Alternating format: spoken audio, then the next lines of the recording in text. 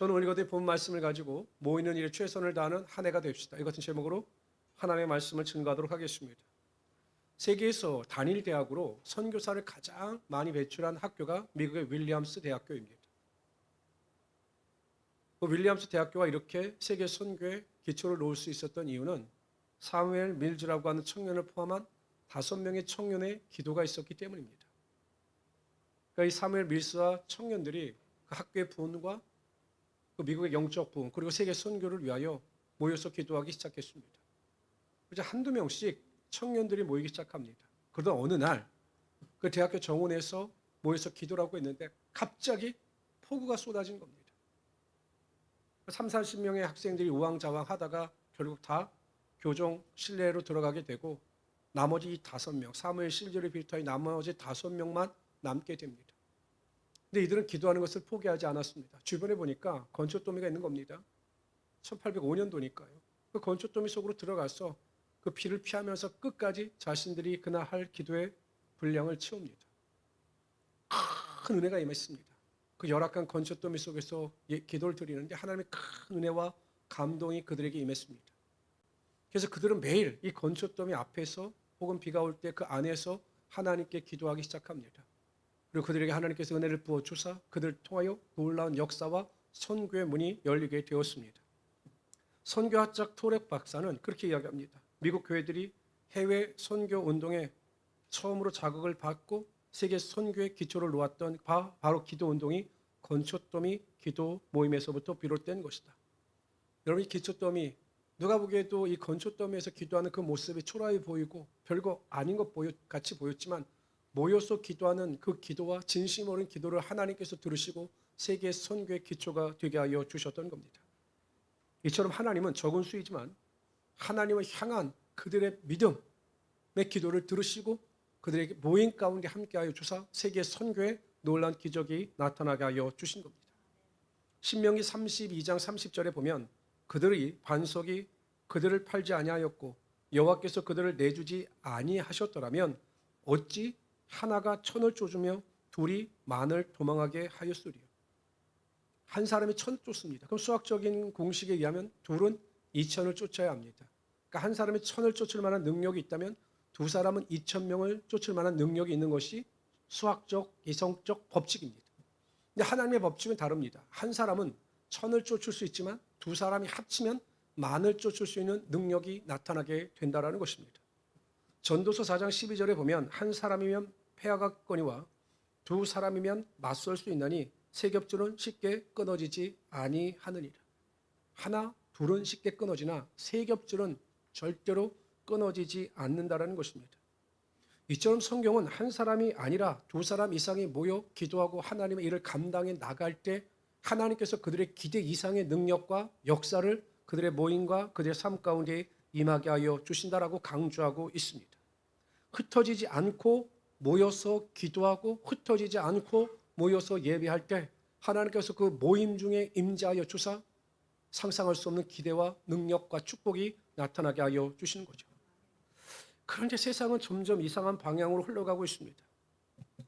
코로나 이후로 성도들이 교회에 모이는 것을 게을리합니다. 참 이 코로나가 치명적이었어요. 그래서 여러분 제가 몇 번 말씀드렸지만 한국 6만 교회 중에서 10,000개 교회가 문을 닫았습니다. 상상하지 못한 일이 벌어진 거죠. 진단하기를 앞으로 10,000개의 교회가 또 무너질 것이다라고 이야기합니다. 점점 성도들은 모이기를 싫어하고 자신들만의 라이프 스타일을 추구합니다. 예배나 어떤 영적 모임이 자신의 라이프 스타일과는 전혀 상관이 없게 된 것이죠. 자신이 좋아하는 일, 자신이 즐거워하는 일을 쫓아 삽니다. 매일 예배해라, 기도해라 이런 걸 마치 무슨 고대의 어떤 고전물처럼 그것을 별로 좋아하지 않습니다. 근데 여러분 보십시오. 생각해 보십시오. 모이기를 즐겨하지 아니하고 세상 일에 즐거워하고 세상을 탐닉하며 살아가는 것 누가 좋아하겠습니까? 사탄이 좋아하는 겁니다. 그래서 여러분 교회가 지금 여지없이 무너지고 있는 겁니다.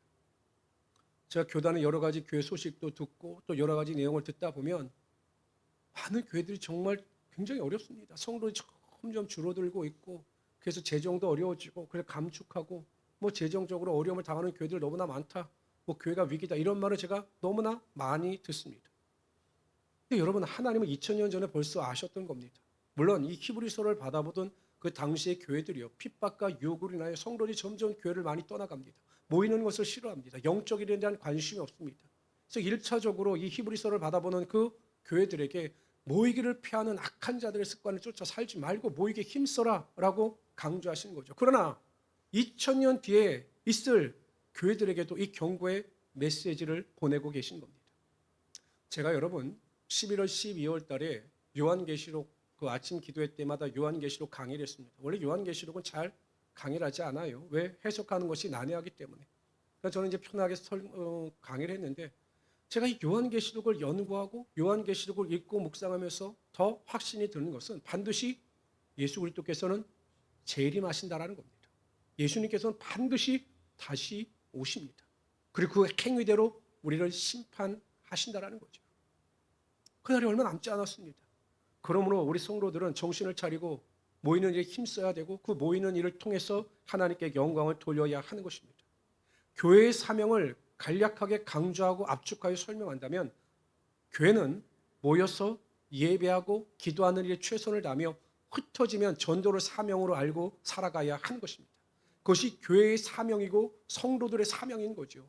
성도들이 여러분 무엇을 먹을까 마실까 이것에 몰두하여 자신의 생존을 위하여 살아가는 것이 아니라 모이면 하나님께 예배하고 모이면 하나님께 기도하고 흩어지면 전도하는 것이 우리에게 명령하신 성도의 사명이고 교회의 사명이라는 것입니다.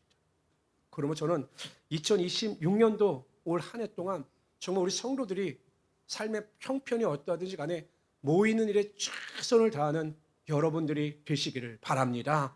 항상 교회 모임 때마다 영적 모임 때마다 모이는 최선을 다하셔서 그 모임 가운데 부어주시는 하나님의 은혜를 경험할 수 있기를 바랍니다. 그래서 저는 오늘 시간 예배를 포함하여 교환해서 성도들의 모임에 관하여 과연 이 모임의 성격에 대해서 우리가 살펴보려 함께 은혜를 나누고자 합니다.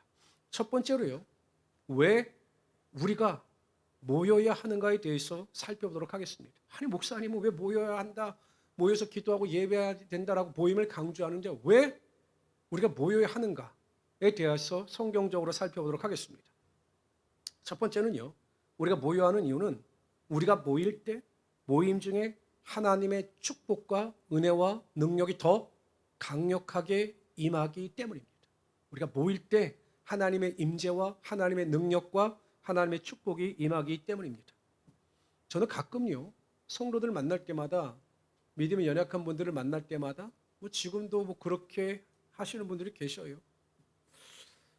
꼭 교회 나와서 예배당에서 예배를 드려야 합니까? 라고 여쭤보는 분들이 있습니다. 유튜브로 예배 드려도 되지 않습니까? 라고 여쭤보는 분들이 있습니다. 아니 코로나 때는 됐는데 왜 지금은 유튜브로 예배 드리는 것이 안 됩니까? 라고 반문하시는 분들도 있습니다. 정말 한국교회에서 굉장히 유명하고 존경받는 목사님인데 저는 이분이 정말 왜 이런 말씀을 하셨는가 저는 이해가 되지 않아요. 저는 이분의 신앙이 의심이 되는데 이분이 이런 말씀하셨어요. 코로나는 하나님께서 한국교회에 주신 축복이다. 왜? 유튜브 예배를 들을 수 있도록 환경을 조성해 주셨기 때문이다라고 주장을 하십니다. 저는 절대 동의하지 않습니다. 제가 강조하지만 유튜브로 드려지는 온라인 예배는 최소한의 것입니다. 어쩔 수 없이 행사가 있거나 직장 사업장의 일로 그날 예배를 참석하지 못하는 자들에게 주어진 최소한의 것입니다. 절대 유튜브가 예배당에서 드려지는 예배를 대체할 수는 없는 겁니다. 저에게 아무리 어떤 주장을 해도 저는 절대 그것을 용납하지 않습니다. 왜 그렇습니까? 성경에 보면 예수님께서 이렇게 말씀하십니다. 우리 18장 마태복음 18장 20절 다 같이 읽어봅시다. 시작. 두세 사람이 내 이름으로 두세 사람이 한 사람이 아닙니다. 두세 사람이 공동체의 모임이 내 이름으로 모인 그곳에 나도 그들 가운데 함께하여 주실 것이다. 어떤 모임 가운데 임재하시는 하나님의 약속에 관한 말씀인 겁니다.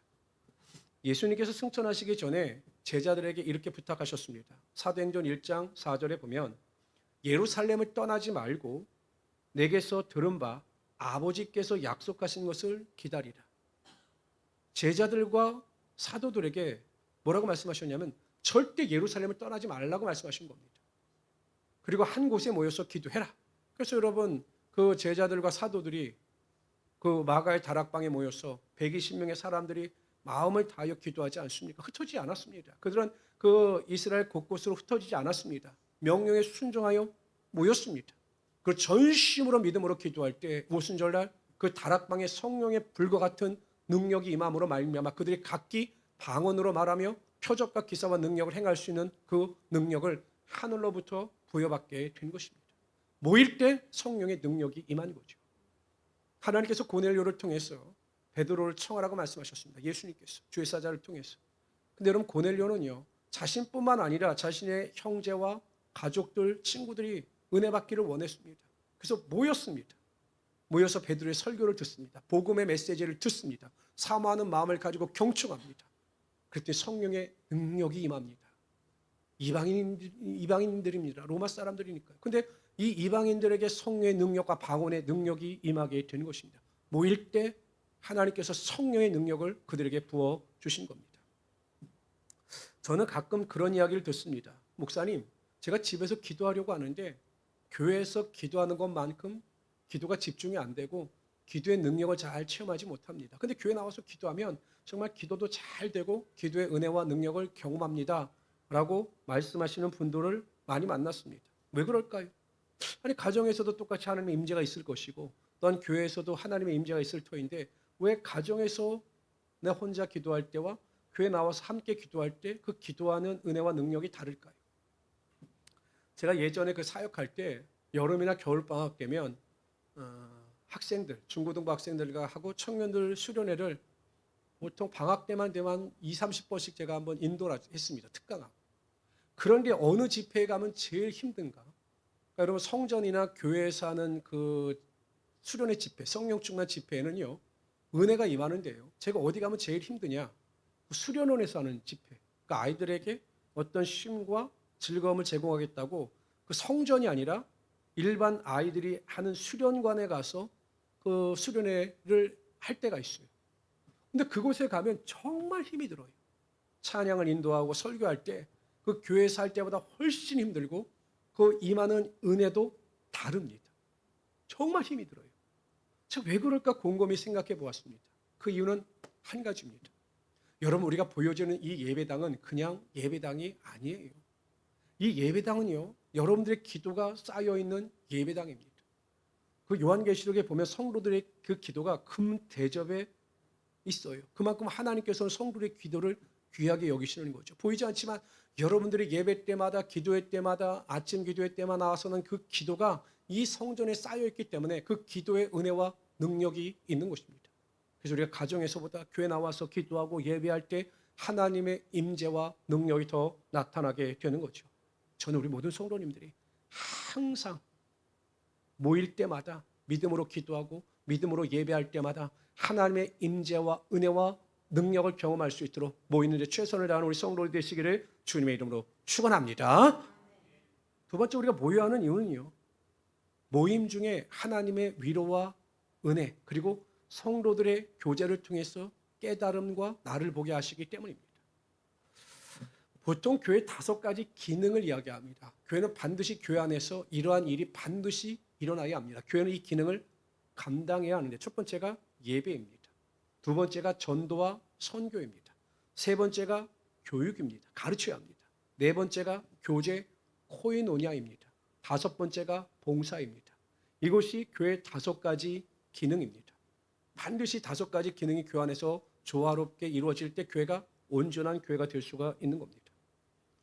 히브리서 10장 24절 우리가 읽은 25절 앞절에 보면 이렇게 말씀하십니다. 서로 돌아보아 사랑과 선행을 격려하며. 그러니까 여러분 성도들이 모여서 격려하고 사랑과 선행으로 서로 힘을 북돋아 줄 때 아름다운 그 믿음의 성장의 조화를 이루며 살아갈 수 있게 되는 거죠. 신앙생활에도 여러분 독불장군은 없습니다. 나 혼자 신앙생활 잘하면 된다. 내가 다른 사람과 교제할 필요도 없이 그냥 나 혼자 신앙생활 잘하면 된다라고 말하시는 분들도 있고 그렇게 행동하시는 목회자들도 있습니다. 목회자들 분들도요. 나는 하나님께만 거룩하면 된다라고 모든 관계를 끊고 혼자만 목회를 하시는 분들이 있어요. 그분들을 만나보면 대부분 독선적입니다. 독단적입니다. 왜? 자신의 신앙을 검증받고 무엇이 잘 됐는가를 배워야 되는데 그냥 나만이 옳다라고 생각하며 나가니까 신앙이 굉장히 위험하고 독선적입니다.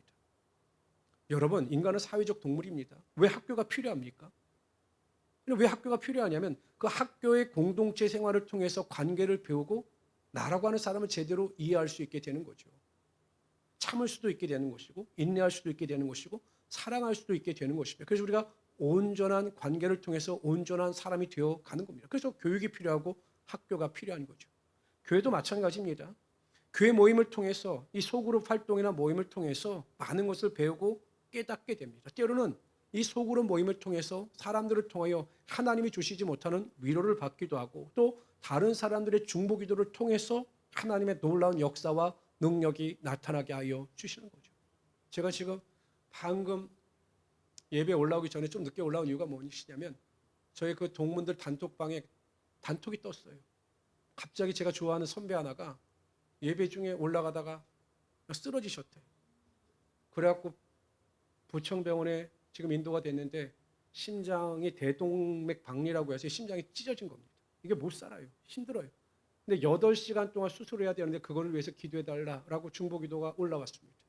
모든 동문들과 모든 목사님들이 중보기도를 하겠다라고 다 답장을 했습니다. 다 같은 마음을 가지고 중보기도에 앞장서고 있는 거죠. 이것이 어떻게 가능합니까? 이 목사님이 여러분 혼자 그냥 신앙생활 했으면 이렇게 위급할 때 중보기도를 보통 못합니다. 이럴 때 우리가 같이 교제를 통하여 중보기도 해주고 하나님의 도우심을 구할 수 있게 되는 거죠.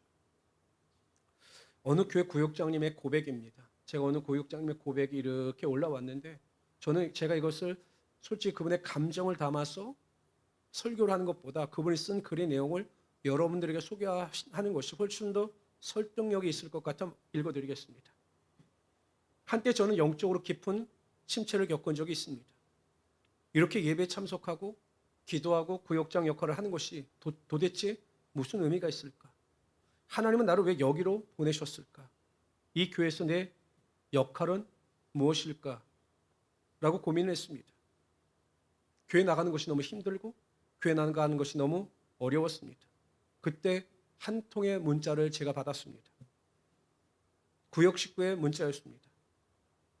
구역장 모임 때마다 귀한 말씀으로 깨닫게 하시고 위로해 주시고 은혜 받게 해주셔서 감사합니다. 여기까지는 덤덤하게 읽었습니다. 그런데 이어지는 한 문장이 제 마음을 울렸습니다. 구역장님이 우리 구역장님이어서 너무 감사합니다. 그 순간 저는 조용히 하나님께 기도했습니다. 하나님, 이 한 성도를 위해서라도 제가 우리 교회에서 별이 되겠습니다. 스타가 되겠다는 말이 아닙니다. 빛을 잃지 않겠다는 말입니다. 하나님이 주신 은혜의 빛, 말씀의 빛, 사랑의 빛을 잃지 않겠습니다. 그래서 제가 있는 곳이 너무 어둡지 않도록 다시 만들겠습니다. 라고 저는 다시 다짐했습니다. 라고 글을 마칩니다. 이 구역장님이 신앙의 위기 속에서 다시 일어설 수 있었던 것은 하나님께 대한 기도도 아니었고 스스로의 결단도 아니었습니다. 자신을 염려해주고 걱정해주며 위로의 문자를 보내줬던 그 구역 식구, 믿음이 연약한 구역 식구의 그 문자 하나가 이 구역장님을 다시 일으켜 세우는 큰 힘이 될 수가 있었던 거죠. 어느 권사님 한 분이 군대 입대를 얼마 남겨두지 않은 아들이 집으로 돌아오다가 교통사고로 20대 초반에 사망을 합니다. 여러분, 그 마음이 어땠을까요? 이것은 진짜 당해보지 않은 사람들은 몰라요. 그 마음을 어떻게 표현할까? 모릅니다. 당해보지 않으면 모릅니다. 모든 장례를 다 치르고 이 권사님이 주일 예배에 참석했습니다. 그런데 그 주일 예배 때 목사님이 부르는 찬양이 이런 찬양이었습니다. 여기까지 인도하셨네, 감사하신 하나님. 이것이 회심 찬양이었습니다. 여기까지 인도하셨네, 감사하신 하나님. 모든 회중들이 손을 들고 은혜 가운데 그 찬양을 부르기 시작합니다. 그런데 권사님은 그 찬양의 내용을 인정할 수가 없었습니다. 무슨 감사가 넘칩니까? 그 권사님 마음속에는 원망, 불평이 나오는 겁니다. 하나님, 여기까지 나의 인생을 무엇으로 어떻게 인도하셨습니까? 내가 무엇으로 하나님께 감사합니까? 내 아들을 데려가셨습니다. 여기까지 인도하신 하나님의 은혜가 이것뿐이라면 내가 어떻게 하나님께 감사할 수 있겠습니까? 나는 도저히 하나님께 감사할 수 없습니다, 하나님. 이라고 마음속에서 원망과 불평이 쏟아지기 시작했습니다. 근데 갑자기 그 원망과 불평이 쏟아진 그 순간에 그 보이지 않는 그 영상이 파노라마처럼 쫙 가는 겁니다. 막 기도하고 막 슬퍼하는데 그 마음속에서 울림과 같이 그 파노라마처럼 그 영상이 자신 눈앞에 싹 지나갑니다. 어떤 영상이 지나갔느냐? 권사님이 자식을 잃고 낙심하고 절망하여 잘못될까 봐 매일 자신에게 전화를 걸어주는 구역 식구들의 그 얼굴이 떠올랐습니다. 매일 아침마다 우리 권사님 식사 거르시지 말라고 반찬을 만들어다 그 자신의 집 앞에 걸어놓는 성도들의 얼굴이 영상처럼 지나갔습니다. 자신을 만나기만 하면 아무 말도 하지 않고 위로의 말도 하지 않고 손을 잡아주면서 눈물을 흘리며 걱정하는 성도들의 얼굴이 다 지나갔습니다. 그러면서 그 마음 가운데 깨달음이 있게 되었습니다. 그렇습니다, 하나님. 내가 자식을 잃고 슬퍼할 때마다 그래도 구역 식구들이 나를 위로해 줬고 구역 식구들이 내 손을 잡아주었기 때문에 내가 여기까지 올 수 있었습니다. 여전히 마음속에 슬픔이 있고 아픔이 있지만 하나님을 포기하지 아니하고 예배를 포기하지 아니하고 여기까지 올 수 있었습니다. 그래서 하나님 감사합니다라는 고백이 나오시더라는 거죠. 이게 인간적인 방법으로 가능했겠습니까? 기도를 통해서 가능했던 것도 아니고 그 권사님의 의지적인 믿음의 결단으로 인해서 이루어진 것도 아닙니다. 성도들의 위로, 성도들의 관심, 성도들의 사랑이 그 권사님을 다시 일으켜 세울 수 있도록 붙잡아 주셨던 거죠.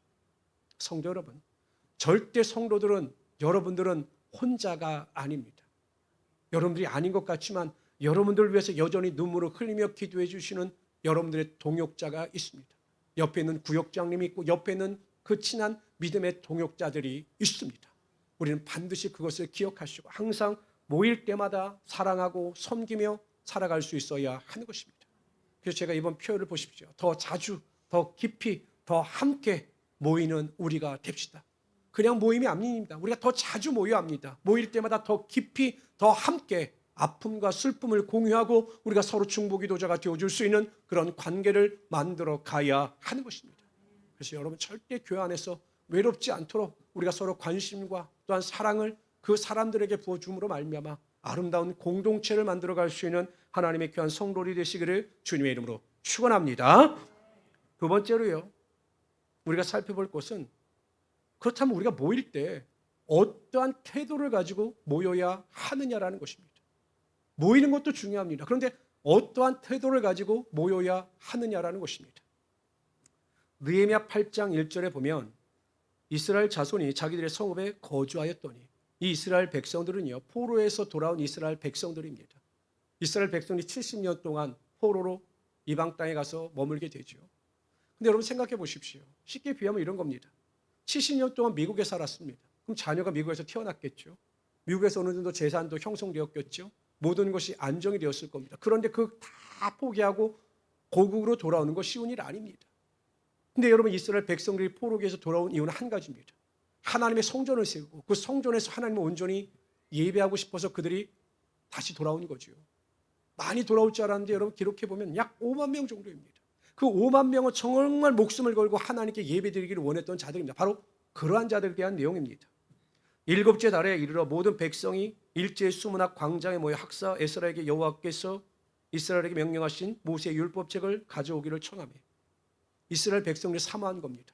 하나님의 말씀을 사모하여 모세의 율법을 우리에게 낭독해 주십시오라고 요구합니다.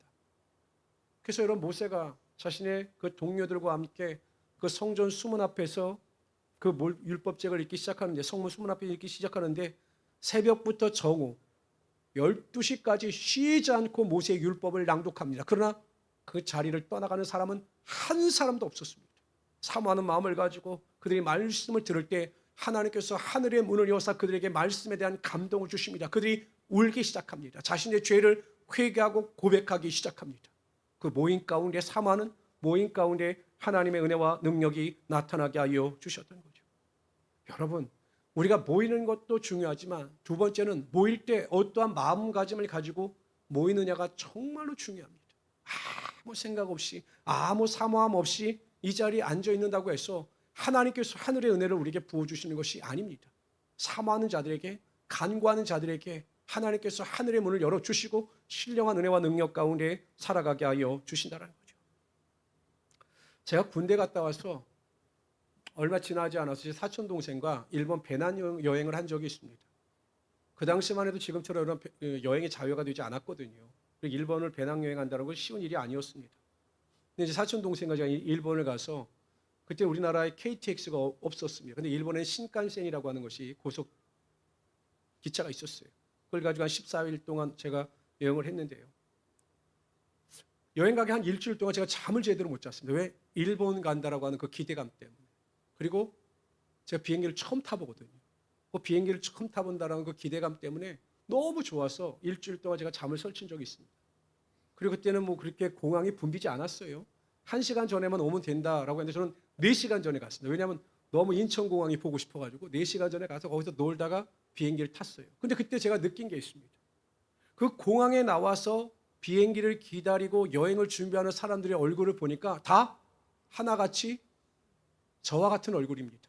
막 기대를 하고 막 좋아가지고 막 어쩔 줄 몰라. 왜? 여행이 기대가 되는 거죠. 막 기대가 되니까 그 얼굴에 기쁨과 즐거움이 흘러넘치는 것을 보았습니다. 여러분들의 표정은 어떻습니까? 교회 나올 때. 예배에 대한 설렘과 사모함이 있어가지고 막 마음속에 기쁨과 즐거움이 흘러넘치십니까? 아멘이죠? 근데 되게 심각할 때도 많아요. 근데 저는 우리 권홍매 권사님이 그런 말씀하실 때 제가 참 울림도 있었고 마음이 좀 그랬어요.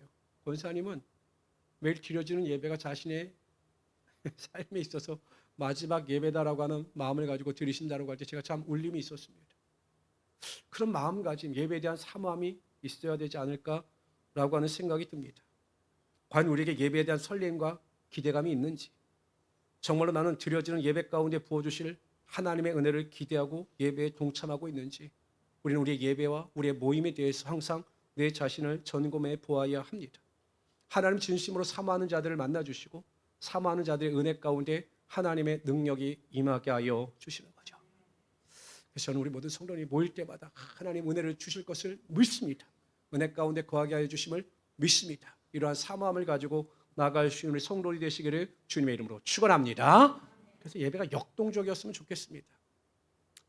제가 우리 권사님들의 관절을 생각해서 되도록이면 일어서서 예배하고 일어서서 찬양하는 것을 제가 금해왔습니다. 지금 다 보면 제가 다 앉아서 하세요라고 했는데 오히려 이것이 우리의 예배를 방해하는 것이 아닐까라는 생각을 했습니다. 충분히 일어서서 예배할 수 있고 찬양할 수 있는데 우리가 너무 예배를 제가 제약한 것이 아닌가라는 생각을 했습니다. 그래서 올해부터는 여러 마지막 송영할 때는 우리가 다 일어나서 예전처럼 하나님의 기쁜 마음으로 찬양하고, 그다음에 우리 여러분 위대한 찬양팀이 찬양을 인도할 때마다 좀 일어나서 찬양했으면 좋겠어요. 제가 집회 가보니까요, 정말 성령이 살아있는 교회는요, 성도들이 다 일어나서 찬양합니다. 목회자가 먼저 일어나면 다 일어납니다. 그러니까 여러분 항상 그 예배의 역동성이 있도록 하나님께 영광을 돌리며 나아갈 수 있는 우리 성도들이 되시기를 주님의 이름으로 축원합니다. 제가 이 영상을 보여드릴까 말까 고민을 많이 했습니다. 그런데 이게 AI로 만든 영상이긴 한데 제가 이 영상을 보면서 하루 종일 웃었습니다. 하루 종일 웃었는데 웃으면서 뭔가 느껴지는 게 있더라고요. 준비가 됐습니까? AI 영상입니다. 한번 볼까요? 봅시다. 불 좀 앞에 거 좀 꺼주시고요. 오늘도 예배 지각이네요? 지금 찬양 중이에요? 설교 중이에요. 엄마가요 화장하고 머리 말리고 헌금 내는다고 은행 들리고 주차장에서 장로님 만났는데 엄마가 우리 애기 준비시키느라 늦었네요? 하나님은 다 아시겠죠? 오늘도 예배 지각이네요? 한번 더 보세요.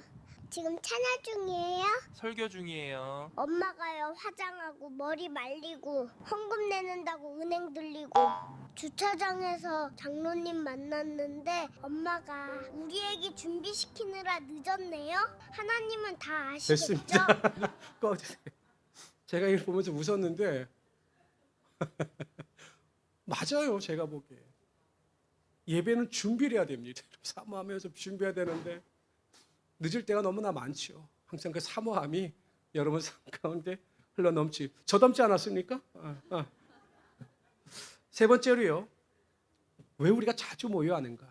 사모함을 가지고 모여야 하는 당위성은 아는데 그렇다면 왜 우리가 자주 모여야 하는가에 대하여 살펴보도록 합니다. 사도행전 2장 46절 47절에 보면 초대교회입니다. 오순절 마가다락교회 성령의 능력이 임하고 교회가 탄생합니다. 그 처음 탄생한 그 초대교회는 어떠한 교회였는가에 대한 설명을 합니다.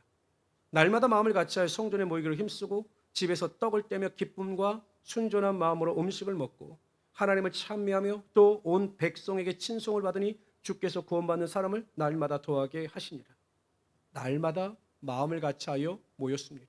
일주일에 한 번이 아니라 주중 예배 3일마다 한 번이 아니라 매일 모여서 성전에서 예배를 드리며 떡을 떼는 성찬 예식을 거행했습니다.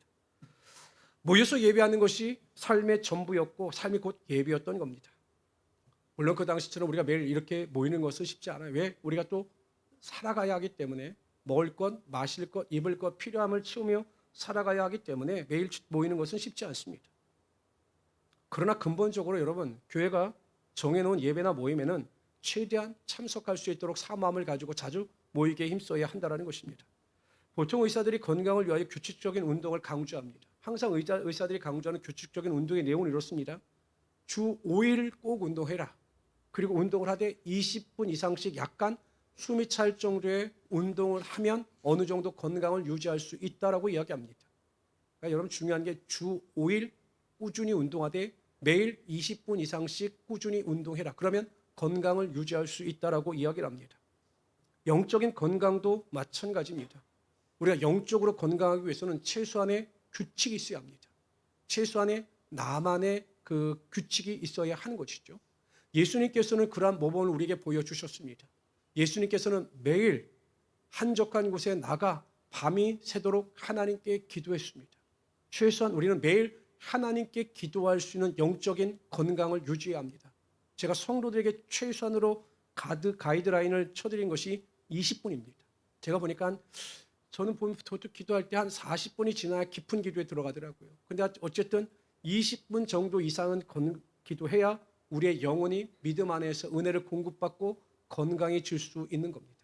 매일 하나님의 말씀을 한 장 이상 읽고 묵상해야 합니다. 그런 면에서 여러분 우리는 매일 큐티를 하면 정말 좋습니다. 큐티의 내용대로 말씀을 읽어가면서 큐티를 하면 정말로 좋습니다. 어찌하든지 여러분 주중 예배, 수요 예배, 금요 기도에 여러분 또한 여러 가지 아침 교대 시간이 될 때마다 나와서 기도하시고 예배를 드릴 수 있기를 바랍니다. 여러분 예배를 드릴 수 있는데 드리지 않는 것과 드릴 수 없어서 드리지 못하는 것은 천양지판입니다. 근데 황교에 충분히 예배를 드릴 수 있어요. 모여서 예배를 드릴 수 있는데 내 게으름 때문에 내 믿음에 대한 그 예배에 대한 열심히 시집가서 드리지 못하는 것과 어쩔 수 없어 드리지 못하는 것은 전혀 다른 것입니다. 하나님의 나라와 의를 먼저 구하는 자들, 예배가 삶의 중심이 되는 자들에게 하나님께서 은혜를 주실 뿐만 아니라 그들의 삶의 형통의 축복이 임하게 하여 주시는 겁니다. 디모데전서 4장 8절 읽어봅시다. 시작. 육체의 연단은 약간의 유익이 있으나 경건은 범사에 유익하니 경건은 범사, 경건의 그 연단은 내생, 이 나라에서 금생, 이 땅에서 하나님의 축복을 임하게 하실 뿐만 아니라 내생 다가오는 하나님의 나라에서도 하나님의 축복과 은혜와 능력을 맛보게 하여 주신다는 거죠. 항상 자주 모이시고으로 말미암아 그 영적인 건강함을 통하여 하나님의 은혜와 축복을 누리며 살아갈 수 있는 우리 성도들이 되시기를 주님의 이름으로 축원합니다. 성도 여러분, 우리가 새해를 시작할 때마다 새로운 결심을 하게 됩니다. 아마 여러분들의 노트, 여러분들의 수첩에는 올 한 해 동안 자신의 목표와 목적이 정해져 있을 겁니다. 제가 그래서 여러분들에도 꼭 기도 카드를 내라고 말씀드리는 이유는 뭐냐면 기도 카드를 써놔야 구체적으로 우리가 기도할 수 있는 거예요. 내 마음의 소원이 무엇이고 내가 해야 할 일이 무엇인가를 정말 그 기도 카드에 빼곡히 써야 그 기도가 응답되고 내 삶이 주님 안에서 진부와 발전을 이룰 수 있는 겁니다. 기도 카드를 제출하시라고 말씀드리는 이유는 제가 여러분들을 위해서 중보 기도를 해드릴 때 그 일이 더 신속히 이루어질 수 있기 때문이죠. 항상 우리는 모이는 일에 힘써야 할 줄로 믿습니다. 사모하는 마음을 가지고 교회 모임, 예배 때마다 적극적으로 동참하시고 교제하셔서 하나님의 은혜와 능력을 경험하실 뿐만 아니라 성도들의 사랑과 인자와 공유를 경험할 수 있기를 바랍니다. 그리고 우리 항상 모인 일에 최선을 다함으로 말미암아 그 교회 안에서 그 모임을 통해서 하나님께 영광 돌릴 수 있는 우리 성도들이 되시기를 주님의 이름으로 축원합니다. 제가 오랫동안 한 40, 50년 동안 사귄 친구들이 있습니다. 이제 그 친구들 제가 만나지 않다. 이제 전도해야 되겠다는 생각을 가지고 근래에 만납니다. 뭐 그 친구들 지금 뭐 술, 담배 다 하죠. 그래서 저를 만나면 불편하니까 조심합니다. 근데 그 친구들과 대화를 나누고 집에 돌아와 보면 머리에 남는 게 하나도 없어요. 그 친구들을 만나고 오면 그 친구들과 수많은 대화를 했는데 내가 교회 다녀라, 예수 믿어라 이 말 외에는 그 친구들과 나눈 대화의 내용이 거의 없습니다. 그런데 제 믿음의 동역자들, 믿음의 후배, 믿음의 친구들을 만나고 돌아오면 그래도 그 모임 가운데 나눴던 대화에 울림이 있어요. 아, 내가 좀 더 열심히 살아야 되겠다. 목회를 더 열심히 해야 되겠다. 성도를 더 사랑해야겠다라고 하는 그 울림과 결심이 있습니다. 여러분, 육에 속한 사람들을 아무리 많이 만나고 아무리 자주 만나도 육은 만족할 망정 그들의 대화와 모임을 통해서 영은 채워지지 않습니다. 이것을 헛수고라고 하는 겁니다. 항상 가치 있는 모임은 영적인 모임입니다. 영적인 대화를 통해서 영적인 은혜를 나눌 수 있는 모임이 하나님께서 기뻐하시는 모임입니다. 항상 그런 모임을 사모하시고 그런 모임을 통해서 우리 모든 성도들이 다 천국 소망을 가지고 천국에 들어가시는 귀한 성도들이 되시기를 주님의 이름으로 축원합니다. 조시 하나님, 우리를